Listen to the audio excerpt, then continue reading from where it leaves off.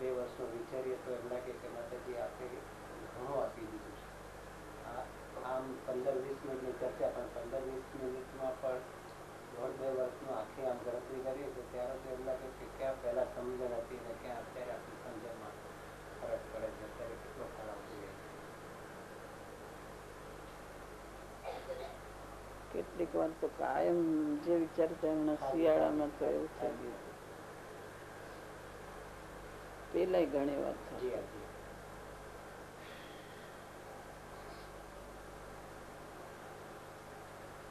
હમણાં થોડા મહેમાન ઓછા થઈ ગયા ને ઋતુ ફરી ગઈ છે. નાયક ને છૂટું પાડવું, નાયક ઉપર દ્રષ્ટિ કરવી, વિજ્ઞાન કરવું એ એક જ માર્ગ છે. પણ એને માટે બધી તૈયારી, જિજ્ઞાસા ને લગ્ન ને બધું કરવાનું છે. વાંચન ને વિચાર ને બધું.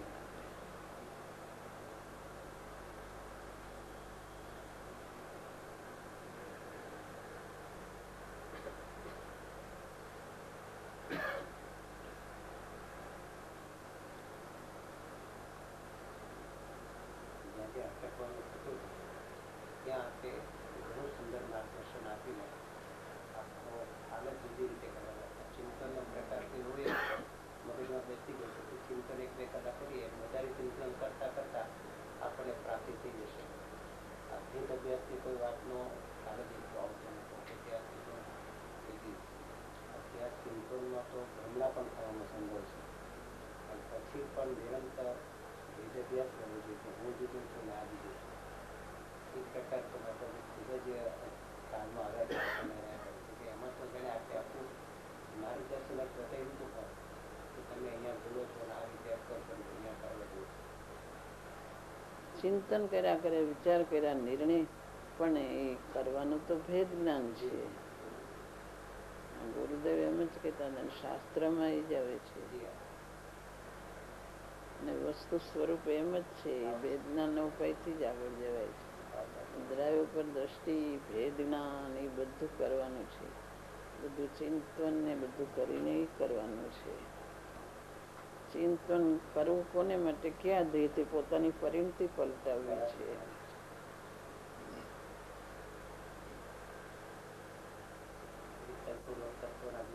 સંતોષ મનાઈ જતો હતો. 1-2 કલાક આવી રીતે બેઠો હોઈએ એટલે એમ લાગે કે આપણે કંઈક કર્યું છે ને આપણને કંઈક શાંતિ વિદાય છે. પણ આ જ અભ્યાસનો જે પ્રકાર આપણે સમજાવ્યો તેની માતા પિતા ઉઠતા બેસતા 8-20 વર્ષ પછી પણ જુદા પાડવાનો અભ્યાસ કરવો જોઈએ. તો એકતા તૂટીને કોઈ એકતા બીજી પણ થવાનું છે. તમારે એટલી સુંદર માતાની વાત મૂકી ગઈ છે. પ્રયત્ન ઓછો થાય છે પણ છતાં એમ લાગે છે કે આ એક જ ઉપાય છે કે જે ઉપાયથી શ્રદ્ધાનું કાર્ય પ્રગટ થઈ શકે. પ્રયત્ન ઓછો થાય એનો વાંધો નહીં, પણ એ માર્ગ એક જ છે. એ માર્ગે જવાનું. ચિંતન વિચાર કરીને નિર્ણય કરીને કરવાનું તો આ જ છે. નિર્ણય કોને માટે છે? કે પોતે જુદું પડવા માટે નિર્ણય છે. કે હું નાયક છું, જાણ્યું તો નાયક રૂપે થવા માટે છે.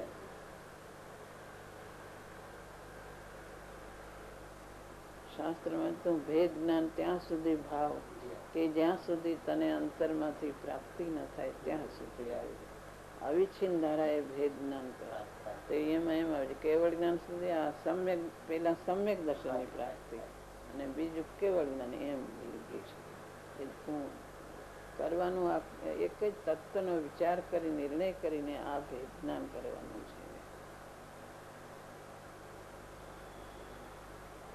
દ્રવ્ય પર દ્રષ્ટિ કરે એમાં ભેદ જ્ઞાન ભેગું આવી જાય છે કે હું આ છું ને હું નથી. ભેગું આવી છે. તત્વચિંતન પૂરતું જ ચાલતું હતું. 1-2 કલાક તત્વચિંતનમાં રહીએ ત્યાં સુધી ચાલતું હતું. પછી તો જાણે પાછું એકાકાર જ અનુભવાતું હતું. એ આપણે પ્રેક્ટિસ જુદી કરવાનો આપણે બધા વિધિ આ રીતે જુદો એ વખતે જુદા પડવાનો તો અભ્યાસ તો જુદો પડવાનો અભ્યાસમાંથી જુદા પડાશે. અભ્યાસ કરે તો જ જુદું પડે. એકદમ જલ્દી તો કોક ને થાય અંતર્મુખ ભાઈ ભાગે જાજુ તો અભ્યાસ કરે તો જ થાય.